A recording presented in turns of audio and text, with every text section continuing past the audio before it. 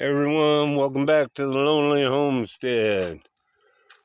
Well, no tomatoes yet. They keep dropping their blossoms. I did put up this shade thing to try and help, but it doesn't seem to be helping. Peppers are getting big, and the hot pepper's doing amazing. There's all kinds of peppers on here, and this one's just starting to get peppers. Tomatoes, which I'm supposed to be good at, are not doing good at all. Been harvesting turnips. Got some monster turnips.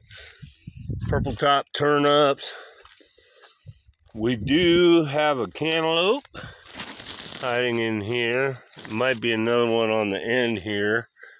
No cucumbers yet. Plenty of zucchini. I harvested 3 yesterday.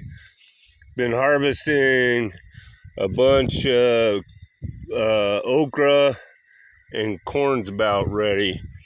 But the best thing that's going on is the flowers. Finally got some cool flowers blooming.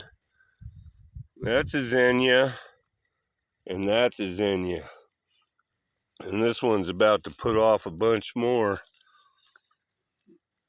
That's a good looking flower, but I'm still not seeing a lot of bees around here. Skit, don't eat the flowers.